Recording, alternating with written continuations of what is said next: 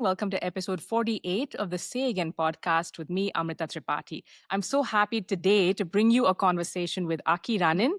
He's a two-time founder and investor in AI-powered deep tech and an author. Welcome, Aki. And I am going to say it's a privilege to see you and see you grow over so many decades later.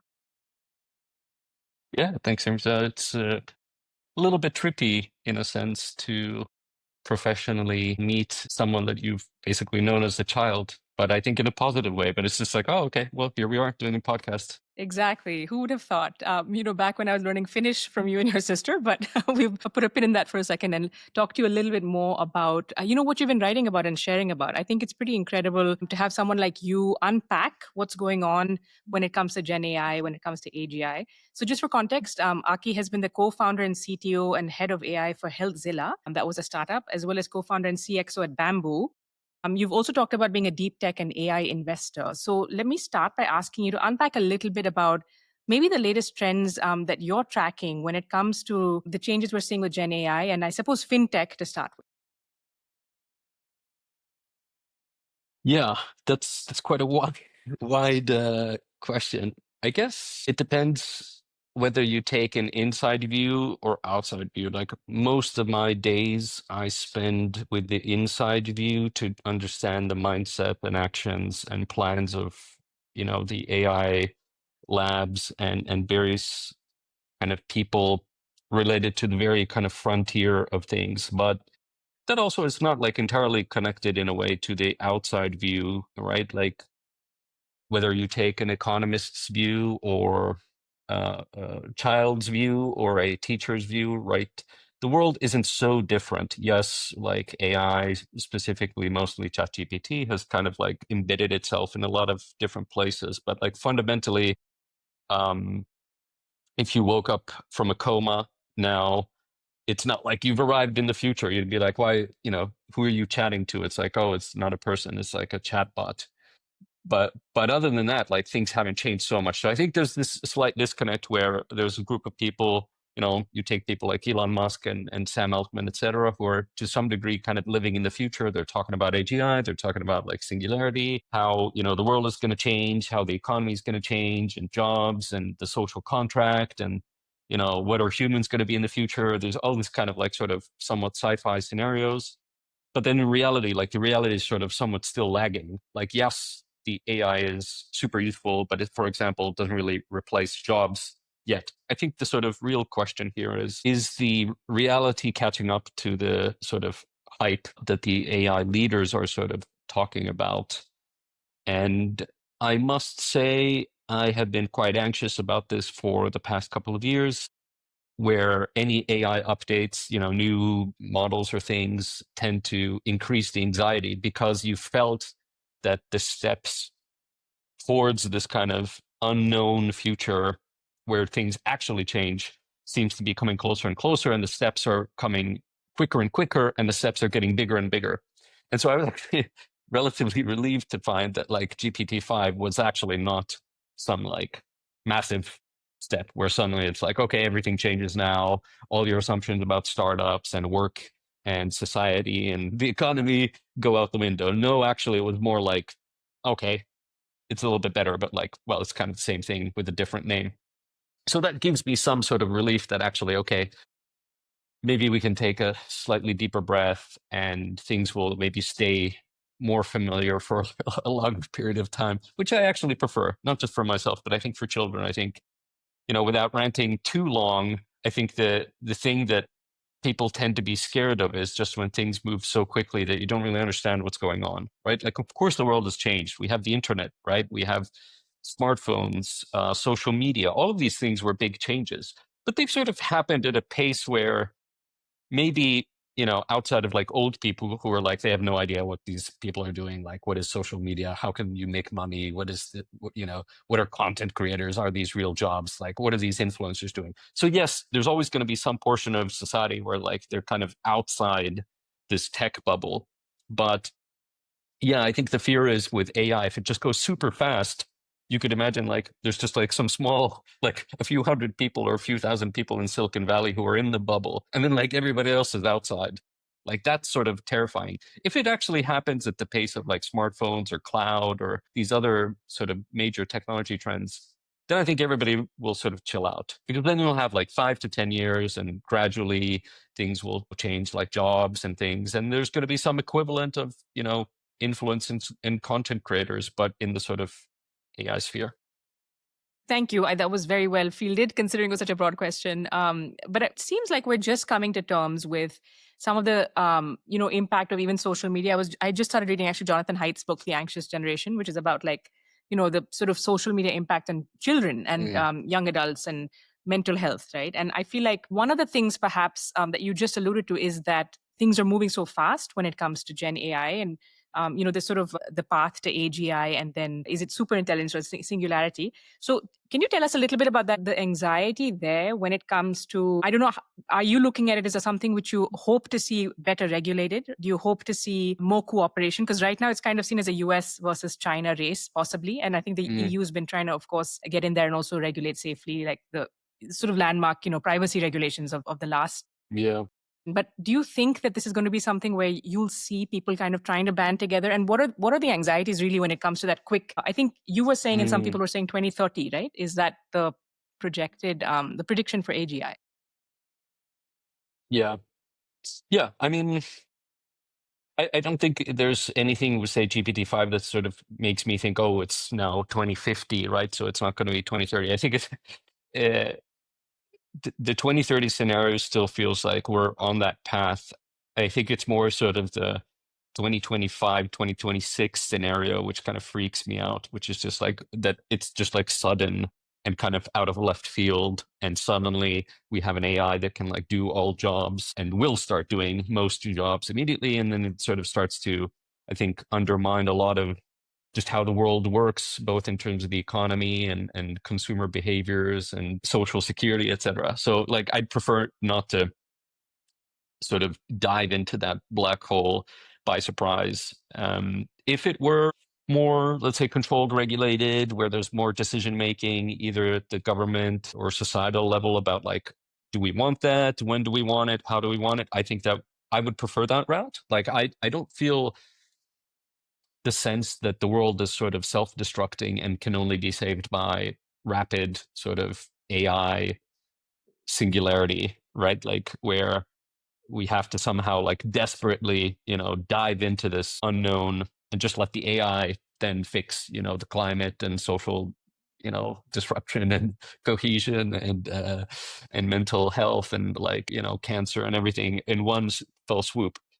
I don't think the world is that fundamentally broken that we need to sort of break more eggs to fix it. I feel the way things have gone previously with some level of like startup and technology disruption, mostly from Silicon Valley, but then sort of buffered by local regulations and societal norms adapting and consumer behaviors adapting over years to things like, I don't know, ride sharing and Airbnb, right? Like if you first heard, oh, just get in the car with some total stranger, it's totally fine. People would be like, you're crazy. Or like, hey, just stay in somebody's home and pay them over this app. You're like, why would I want to do that? And now like Airbnb and Uber and all these things are like very sort of accepted. And so those things take time. I think the anxieties now in the short term are more to do with things like, I'm seeing on social media more talk about like LLM induced psychosis, which is both, I think, a bit of a meme, but also like a real thing, which to your point about social media, I think is something that will take time to understand the scope and severity of, because it's kind of a hidden thing. Maybe if you're the developer of ChatGPT, you might have access to like analytics and stuff to see how many people are talking, trying to form relationships actively with their AI, how many people are trying to, I don't know, uncover government conspiracies or invent new physics, etc. Because like you start to see even like some sort of celebrity / famous tech people, the term they're using is called like one-shotted, which means that like somebody sort of gets a weird idea and then the LLM, ChatGPT or other, they're so sycophantic that they sort of create this like reinforcement bubble where it's like, yeah, absolutely, like, everything you're doing, all the emails you're getting, and it's all related to the secret idea, and you're on the right path, and just keep digging, and so they're sort of like perverting people's own maybe biases or misconceptions about the world and reality. And people are just like completely absorbed by this because finally, something, right? Like this chatbot, this kind of pseudo person is saying everything they want to hear. Their psychologists never said that because they would be like setting boundaries and things. Whereas this AI has no boundaries. It will do like everything that you want. And the AI avatars, from like, Grok, Elon Musk, I don't like that direction because I think it sort of further anthropomorphizes the AI, makes it more human, more personified, and you're more likely to sort of then be going down this bad path of sort of even some form of psychosis, basically. Yeah. So yeah, I hope government could step into both the short-term issues, right? Like I don't like what I'm seeing there in terms of preventing sort of bad consumer usage. I think we should have better maybe like guardrails or technical safeties to say like, hey, like the chatbot kind of calls the timeout like, hey, this is not going in a healthy direction for you as the user. So I'm just going to stop. It's better to stop than let this kind of charade continue.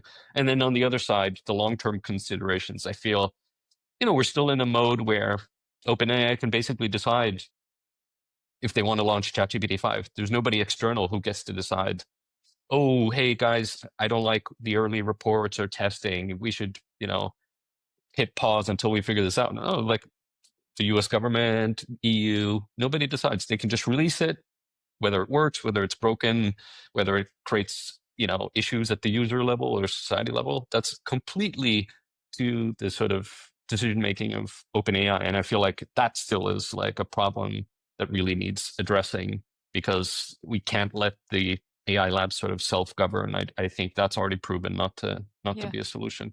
Yeah. And safety, because it is like a social experiment on like a giant scale, right? Like you just said, when you look at the implications in terms of safety, we had a senior mental health expert telling us like the danger actually of using ChatGPT or any of the LLMs as a therapist, which people have been saying that we're doing. That's not what they're built for. And there's obviously privacy concerns, but there's also like actual dangers to that. So that's one case scenario where hopefully like, regulation will kick in. And of course, these companies are not excited about regulation at all. I think they're mainly saying, that they should be allowed to innovate. There's a lot of fear mongering when it comes to, I feel like the headlines. It's like, otherwise China is going to get ahead, or or DeepSeek's going to steal a march. You are actually, I think, uniquely placed, from Singapore, but also the sort of global vantage point you have. And for our listeners who are joining us now, I just want to say one of the things that Aki does really well is I feel like he demystifies a lot of the tech bro jargon. Though I don't know, Aki, are you a tech bro yourself? I feel like I don't mean that in a it's like you're. I wear it as a badge of honor. Yes. I think, when I was growing up, you were just a nerd and nobody thought that was cool. I think now the sort of tech bro thing, whether it's associated with sort of like Silicon Valley, billionaires or whatever, there's at least some portion of people who think that's actually cool to be sort of associated with that kind of word and world and sort of stereotype and persona. So I don't mind it. It's better than plain old nerds. Yeah. That's true. Well, nerds became cool, I think, like a little bit after we grew up, though. That's true. But to your point, I think the reason for me for writing and lesser degree social media, but especially the writing, I think is to I learned this probably when I was studying already, that I'm the type of learner that the best way for me to learn is to teach. Now, it could be like in many forms. You could teach yourself, like even, for example, just like writing something. Let's say you're trying to learn a subject matter in math or physics or something. I think like rather than just read, rather than just do exercises, for me, like writing my own notes is very beneficial because then it's like you're trying to structure and clarify that you understand how things fit together in the subject matter, right? That can you create an A4 summary of these 3 chapters in this very dense book full of like formulas and stuff? And so that was always helpful to me. Then I've actually done quite a bit of teaching. I did teaching during my university days as like a teaching assistant, and then I've done lecturing later on in life, also here in Singapore at the Singapore Management University, including sort of courses on machine learning and AI. And I think it's sort of reinforced in me this idea that like if I want to understand something like, okay, like AGI, like that's such a sort of to some degree never-ending topic, right? Like where we are, what it could be, what it could not be, different scenarios, how things could go, what are the signs in terms of where we are going, and so on. So you could look at so many different aspects to this one topic. And so writing about it is really my method of helping me understand it. So I'm actually writing for me first and foremost, and picking the topics that I'm most either agitated, curious, nervous about. And then once I write it, it forces me to do research because I realize, oh, actually, I don't understand this part at all. I've never even thought about this part. Like, okay, well, I'll have to now figure that out. Go on, sometimes reading blogs or publications or social media, whatever the sources are, to form an understanding that I can then articulate and write about. And so if it's valuable to other people, I think it's a benefit. But I think the skill set that I'm sort of developing there is some kind of synthesis, which is ironically to some degree what LLMs are really good at. But something I think is really important, I haven't written about it explicitly, I may have mentioned it here and there, but is this so-called GPS effect that I think we really need to be cautious about, which is to say, I literally just could use an LLM to generate a blog post about an idea that I have. Yeah. But then I learn nothing. So I produce something, maybe it's even better than what I could have produced, but like I have gained personally nothing. I have in some sense just consumed something. So I'm a consumer. I'm no longer a producer of anything. And so I think, lifelong learning is probably something which is currently maybe underrated. I think it's going to be more important, not less important with LLMs. So I really would urge people to be cautious about what are you sort of outsourcing to LLMs, because the risk here is that what happens with LLMs is what happened with GPS, which is like most people don't have a sense of direction because you just use Google Maps when you're walking, you use Waze or some other app when you're driving or taking the bus, right? So you just like have no idea how big the cities are, how they're interconnected, because you just follow the GPS, turn left, turn right. As soon as that's taken away from you, when your battery's died, like you'll be lucky if you make it home because you just like don't remember things like phone numbers, bus routes, tables, because you don't need to. It's all there, automated. And so if we do that for our work and personal life and hobbies, what's left?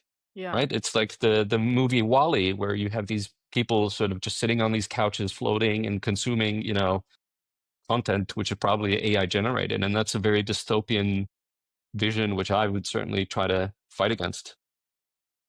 Yeah, that is a very vivid picture, actually. Yes. Also because, like you said, and I've been talking to a few folks about this. I feel like the striving is part of the journey, right? Like this struggling to learn something, not just having that one page, the neat output you can get from an LLM. So I like that what you just said. Be careful. I mean, just think about what you're outsourcing to LLM. Some things are very convenient, but what is the cost?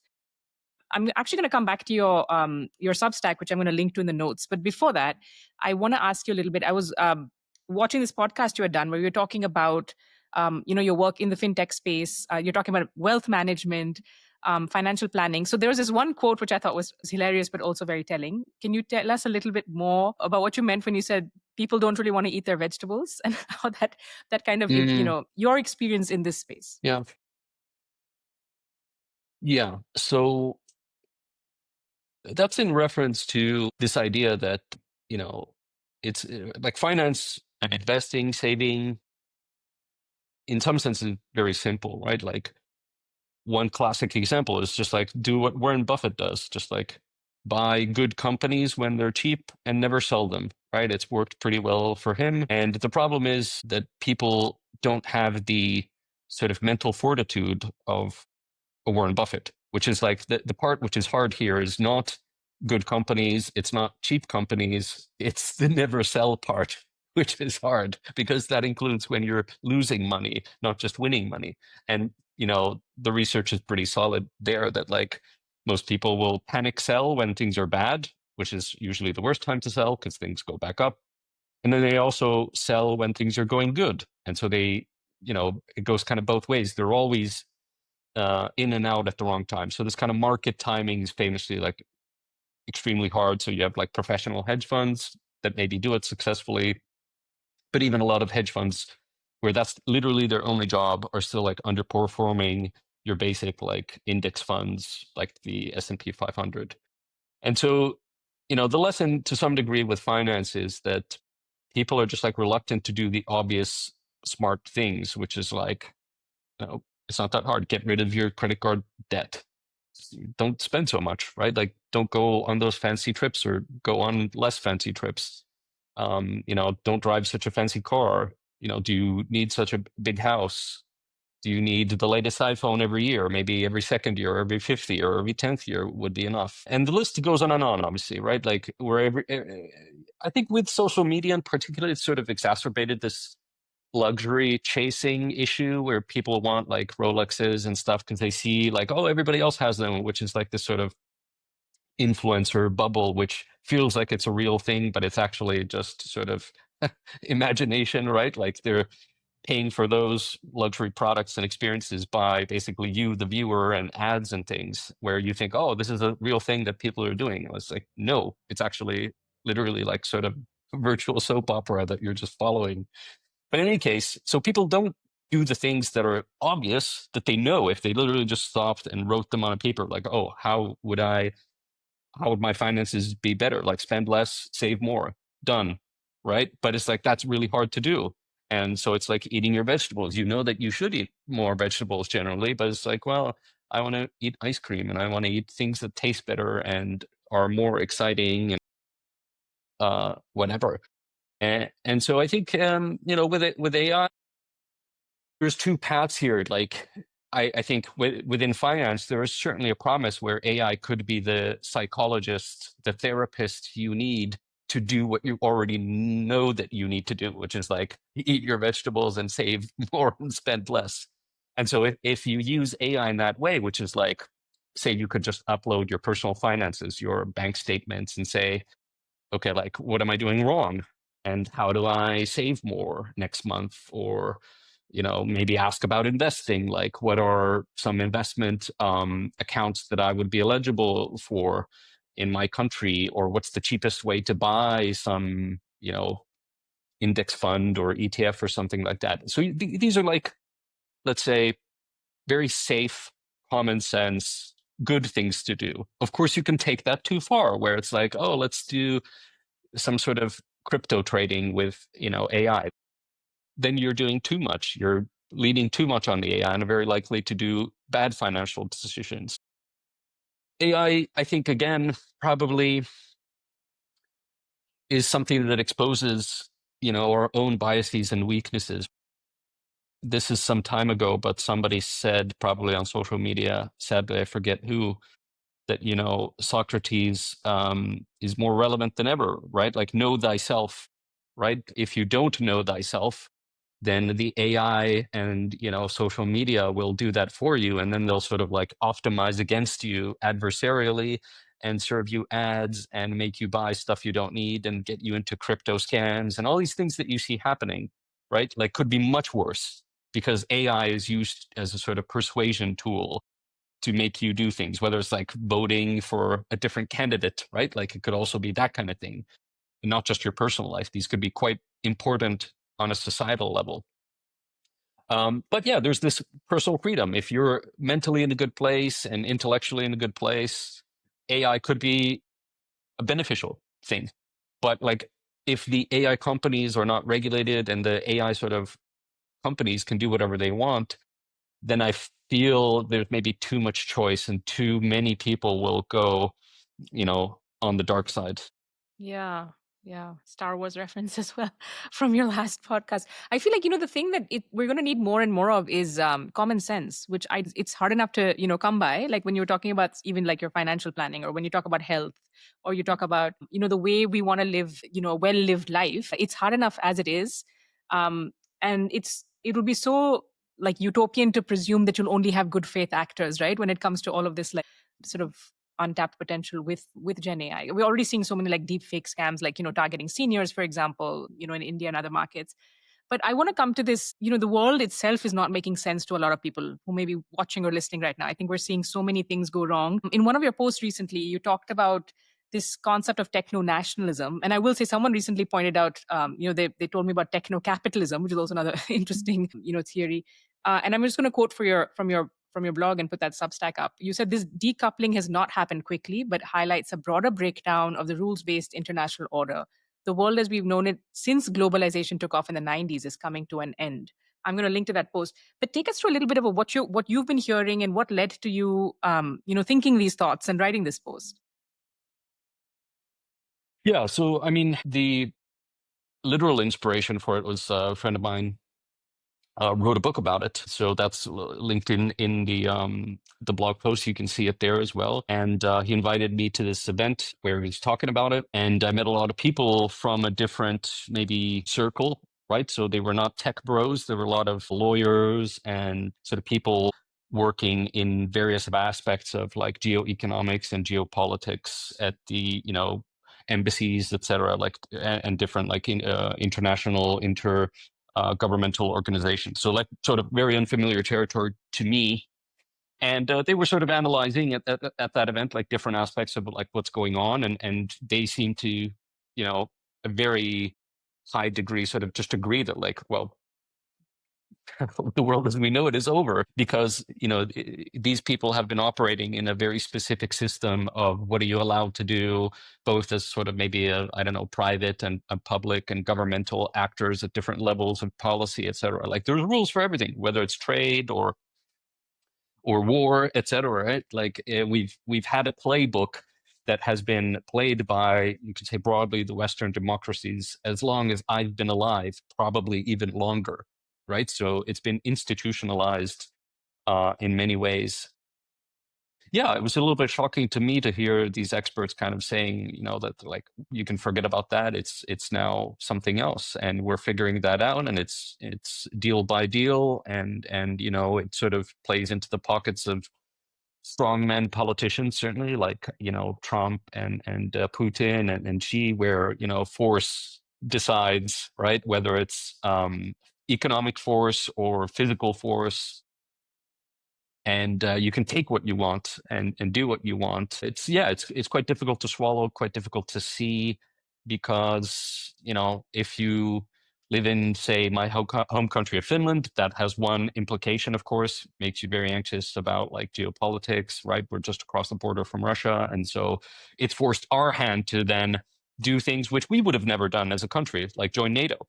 That was always such a hot topic, super divisive, like don't provoke the bear, like why do that? Things have been totally fine since World War II. It's kind of stable equilibrium. But then if like the rules are out the window, people are marching across borders without asking questions, then it's like, okay, then we're going to do the same, right? Like we're going to make rash decisions because we have no other choice. And so that's quite scary, I would say. But then the other part is, you and I have lived lives of sort of open borders where you can, to some degree, if it's never been easy to get in the US in terms of like work visa and stuff, same for certain places like Australia to certain degrees, Japan, Singapore, et cetera. But like broadly speaking, legally, that was always an option. If you just went through certain like legal hoops, right, whether it's work visas or otherwise, it was always, the dream was always possible. And in fact, in many cases, quite easy. Like I moved to Singapore. I literally just reached out to some people on LinkedIn. I was like, hey, I want to move here with my family, and here's the stuff that I know, and this is what I think I could do here, and I have some contacts. So, like, how about it? And then talked to a few companies, and one of them was like, yeah, actually, like somebody just left in a position that we need some help with. So could you take a flight here and do a job interview here? And I was like, yeah, totally. Let's do it. I came here for a job interview, and then I guess a month later, moved my family here. And so this is still possible now. But when you look at like what's happening, say, particularly in the US with like ICE, right, like deportations and stuff, I think it's, it's even making like tourists uneasy about traveling to the US. Like, could that happen to me? Like, what if I somehow mess something up, and like, can I sort of get detained by ICE for just like tourism? Probably not, right? But like it's making people anxious. And certainly I think people who are like on the fence about like maybe building a career, moving their startup to the US, of course you're going to ask questions like, okay, well, like, is that realistic? Can I actually like move my people here? Can I actually like get work visas? Can I hire people? Like, can I, as the entrepreneur, guarantee that I can stay there? Do I need to pay for like a golden visa? Like, things are suddenly much more messy than they were, where previously you could just sort of like read it on the website, right? Like it was Yeah. there plain and simple. And now it's like, well, can you trust that to be accurate? Is it subject to being overridden by executive order? Is it subject to just being plain out like changed in the next 6 months? So it's like the world is not as predictable and stable as it used to be. And I think that's very sad for people like us who have sort of enjoyed the benefits of globalization as a. Yeah, and I was just thinking, I just wish that this toothpaste could be put back in the tube, because I do think there's so much to benefit from, like you said, the way things have been. We're still waiting to see, of course, how it evolves. But I think I've also picked up on some of that, the anxiety around the volatility, right? Like it's like there's what's Mhm. happening, and then there's all of this like surround sound around it. But can I ask you a little bit about, like, for example, so you are a global citizen, you are a two-time founder, you're also an investor. Has anything changed for you, let's say in the last 10 years, vis-a-vis how you look at success and failure?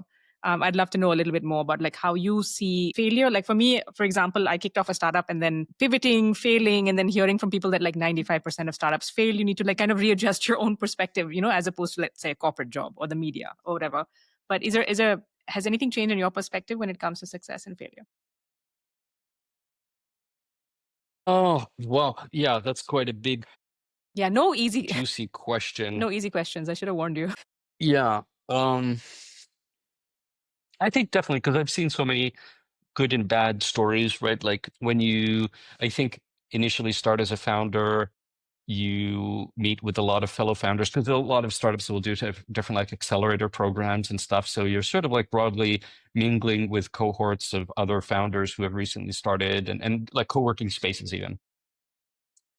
And I know a few billionaires from that cohort, and I know quite a few people that had burnouts and went into spirals of depression and kind of never recovered. Um, and that is obviously less publicized than the billionaire unicorn news, right? So then everybody's like, "Oh yeah, yeah, I know that guy. We used to do the same thing or whatever, work at the same place, or we were there together and whatever." You don't say those same things about, oh, that guy who burned out that you've never heard about. Oh, I also worked with him and he was really cool and he had a great idea and, he was on this whole trajectory. So I think it's a very brutal game. I think it kind of reminds me, never having been a professional athlete, but just as a sort of sports fan, when you look at the sort of ups and downs and zero to hero to zero trajectories that people go on, right? Like, yeah, for every Ronaldo and Federer and Tom Brady, there's like literally 100,000 athletes you've never heard of who never made it or made it for 15 minutes, but you weren't there. And so they came and went and now they're, I don't know, selling insurance or doing nothing, unemployed. Who knows, right? Like the cost, I think, of reaching for the stars is higher than is being reported. I would say this, right? Like even if you succeed, like what's your definition of success? Is it monetary? Because there's good research years ago. It was probably even before my entrepreneur journey. I read this book by Tony Robbins. I'm not like a huge fan, but he wrote this interesting book called Money something or other. And he interviewed basically all the billionaires he knows and to understand like how do they, what's the secret success and stuff. And one of the sort of actual takeaways for me from the book was like most of them are miserable. Like they're not happy.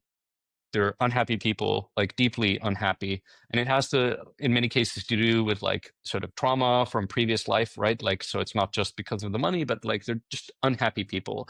And making money, competitiveness, aggressiveness are traits which have helped them becoming incredibly successful, but they're not happy. So is that like the end state you wanted from this, journey of reaching the stars? And so I guess I've become much more balanced and or skeptical in terms of my own definitions of success, that like just, I don't know, getting to some valuation or fundraise or exit or personal net worth or liquidity, blah, blah, blah, whatever it may be, IPO, I don't know. I think with most people, that's mostly like ego driven. Like they don't have any idea why they need that money or what they're going to do. It's like philanthropy or building, a city on Mars, right? Like most people have no idea. They have no reason to accumulate that wealth. It's just because they feel they want to do it to show that they're better than others at that game. So it's more of like an ego validation thing, that I am worth something. My life means something because I achieved some milestone X. But, I've also read enough philosophy, especially Eastern philosophy, to know that like this is also not new, right? Like princes and kings have thought about this for a few thousand years.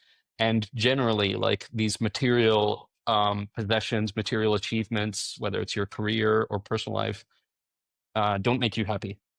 There's not enough material on, the asteroids and Mars to fulfill kind of Elon Musk's, grandiose vision of what he wants to achieve, right? Like he's probably going to die a very unhappy man, because there's always going to be the next thing that he needs to do and wants to do, the next version of reality that he needs to upgrade for humanity, etc.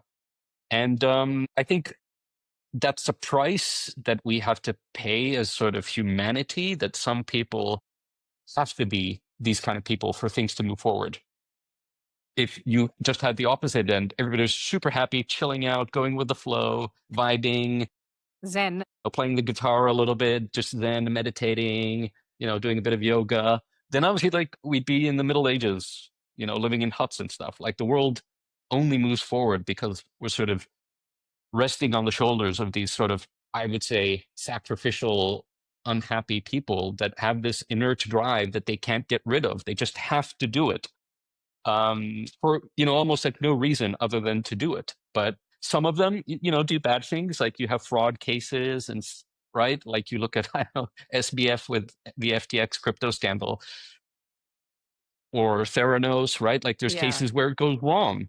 But I think it's ultimately, if you believe in sort of technological progress as a net good, which I do subscribe to as a tech bro, then I think, yeah, we need those kind of people. But I'm less sure whether I need to be that person.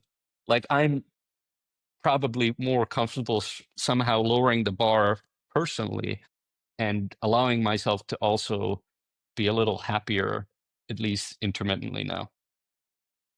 That is a really wonderful and well thought out answer, I have to say. You're a very philosophical tech bro. And I feel like I also use tech bro as a compliment, having worked with some really, really smart tech bros.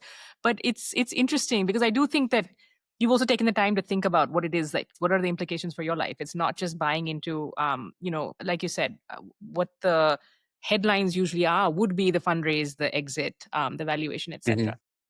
Just a couple more questions for the moment, Aki. I'd love to ask you a little bit about, leadership. What kind of leadership do you think we're going to need today, tomorrow? Like this whole concept of the world moving from so it's apparently VUCA to Bani, so brittle, anxious, non-linear, incomprehensible.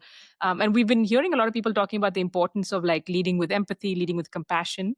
And recently I actually had a great chat with someone who was like, that's all great, but the main thing about leadership is you have to deliver results, right? You don't get to be an empathetic leader if you're not delivering results. Do you think it's going to be more and more complicated to show up as a good leader? And what's your kind of leadership philosophy, if you have? I guess sort of 10 years ago, before I became a founder, I think I sort of realized at the end of my corporate career that I was not naturally suited to leadership. And but I think I would separate that into two things. I think there's leadership of things, and then there's leadership of people. So things could be things like numbers, code, products, technology, hardware, logistics, spreadsheets, right? Like those are things. I enjoy leading things, and I think I'm quite good at it. But I definitely admit that leadership of people, especially defined as sort of, the broad swath of people, which is very broad, I find very sort of anxiety inducing. So I just don't enjoy it, right? Like I'm not good at it.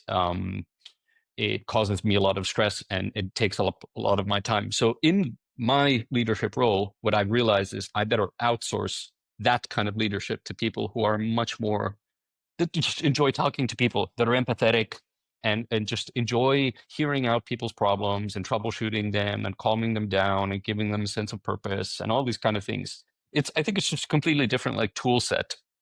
And if I look at somebody like Elon Musk, and he has this whole like operating system, how can he be the CEO of like 5 different companies and stuff? Well, obviously he's not probably doing like HR reviews, except that one time at Twitter.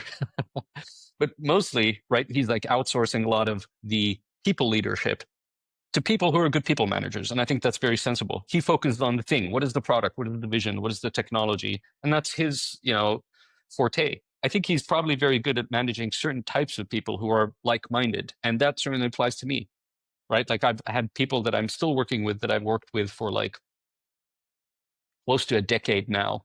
And I can not work with them for extended periods, then just pick up immediately from the first minute, get on a call immediately on the same page. And so like, but there are people like me that probably don't enjoy being managed by people that are good managers because they don't want to talk about feelings and things. They just want to talk about like the subject matter, the technology, and just do stuff. And so it's not a one size fits all thing. But that's just something that I've learned that it's you have to, I think, be quite conscious about who you who you want to be as a leader, right? Like when I was younger, I thought, of course, I want to be the CEO, I want to be the rock star, I want to do all of that. But I sort of realized at some point, like, maybe not. Maybe I want to be a little bit more in the shadows, more of the CTO kind of guy, just focusing on a certain aspect of that leadership. But with AI, I think, I mean, to be honest, it's hard to predict. I think it could be many things, right? Like you could imagine a version, maybe there's companies where the skill set which is most in need is this empathetic side because most of the technical work is being done by AI. So you just need the people, it's salespeople or, uh, let's say, because I think still for the time being, most people will want to interact with other people, whether it's doing a business deal or I think we don't want to outsource certain aspects of our work to AI, even if it would do a better job. That there's a value, as long as you are there and you're needed, you would want to interact with other people to some degree. But I think there's also then other companies where you can imagine like, Sam Altman already, I think 2 years ago, sort of made this betting pool with his tech bro friends in Silicon Valley that, when are we going to see the next 1-person unicorn or initially maybe 10-person unicorn? And we're getting close. There are a few, right? Like even in the last year, there have been stories of remarkably small companies growing massive revenues and exiting, in sort of very condensed timeline. So eventually, I think we will see a 1-person unicorn. And so then what kind of leadership is that, right? Like there's no people for you to manage. There's no people, period. So it's just you leading AIs. And I think that skill set probably looks a lot more like my kind of leadership, what I'm talking about, because that's more to do with things like organization of data and information and structuring and decision-making processes. So it's much more of a hard leadership than a soft leadership skill Yeah. set. So I could see both. Hard for me to say which is going to be more valuable, but I think it's like, if you're good at soft leadership, don't try to be, throw that out the window and try to be some kind of like totally different type of person. I think you probably want to lean into your strengths as a kind of blanket statement about AI, is lean into your strengths because, that's how you differentiate from other people. I think if you focus on just tackling weaknesses, then everybody looks the same. And generally in the economy, things that are equal have less value. So speciality still, I think, kind of pays. Okay, that's really helpful. Thank you. I'm going to think through that. And I'm trying to think through like that balanced with the panic upskilling that a lot of people are doing because it's like, oh my God, you don't know what you're going to need. But leaning into your strengths is a great tip. Final one for today, Aki. Is there anything, this is a soft, comes under the soft leadership thing, but anything you'd like to share that you're grateful for? We usually try to wind down on gratitude. And I have to say, Mm, as an yeah. as an aside, I remember a few years ago when I was first reading your Substack, I didn't realize that you were actually so like into like meditation and actually in a very scientific way. I feel like that was also very interesting insight. But yes, so anything you're grateful for that you'd like to share? Funny you asked because just today at the gym, I was thinking I maybe should write something about why I stopped meditating.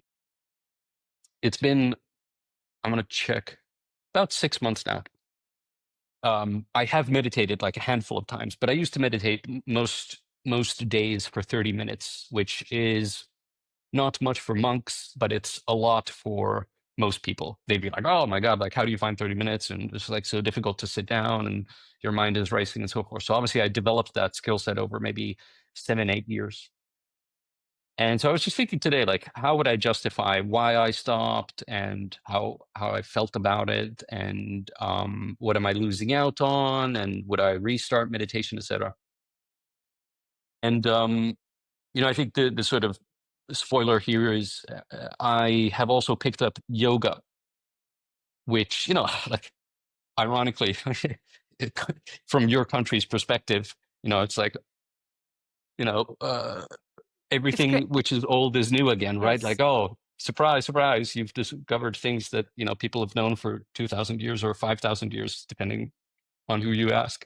But I think for me, yoga has been a slightly more powerful, like physical intervention. I think meditation is almost exclusively a emotional and mental intervention to manage your stress levels, etc. I've been very active in exercising my whole startup career. That's been integral, I think, in terms of stress management. But I found yoga to unlock a new level of something which I didn't know that existed. This was sort of a happy accident that I just took a yoga lesson on a trip to Taiwan some months ago. And I was like, oh my gosh, like I could literally see it in my data. I had in my adult life, well, actually, entire life, never measured a lower heart rate than during this yoga session. And that was really a wake up call for me because I monitor those kind of metrics a lot. So I knew what it should be and could be. And I was like, okay, this is something different.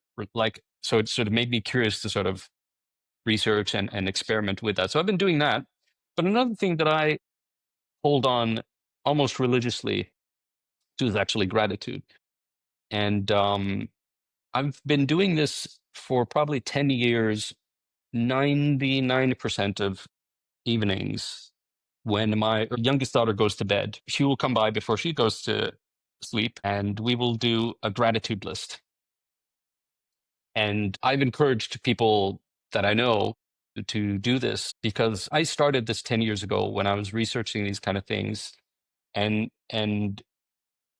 it's so strong, this gratitude effect, that it like literally rewires your brain, because it when you sleep, the last thing you're thinking of is something positive. So it's like, it's a little bit like, what is the last prompt you send to your chat GPT at the end of the evening, is kind of like how you could think of it, that you're constantly giving some sort of impulse to your brain. And if it can be a positive, constructive thing, it can make a huge difference, like literally a measurable difference to the structure of your brain over time. And I think that's a tremendous gift you can give, not just yourself, but I think especially if you have children, to do it together, because they've also researched that there's a difference between hearing somebody else's gratitude and saying your gratitude, knowing that somebody else hears it, right? So it's kind of like the idea of like receiving gifts and giving gifts is a different thing. And so to do those both together, with your child, it also, I think, just helps you give perspective. Like, are you really going to be thankful at the end of the evening about like that nasty email you sent, or even that like great email you received? Is that really it? Like, is your life that sad that your gratitude is related to like work things, or is it that like you ate your vegetables today, or you had fun playing with your child, or you saw a movie that made you think about life, or it could be anything. The sun was shining today. It didn't rain, right? Like, I'm not saying they're all like super poetic and philosophical epiphanies every single night. Most often they're like super boring. Like, you're tired, you just say like, I'm, grateful that the food was good today and the sun shined and whatever. And I went to the gym. But I think as a habit, that's probably the most religious thing for me. I'm not religious, but I'm religious about trying to do it because I feel it's such a small investment of time.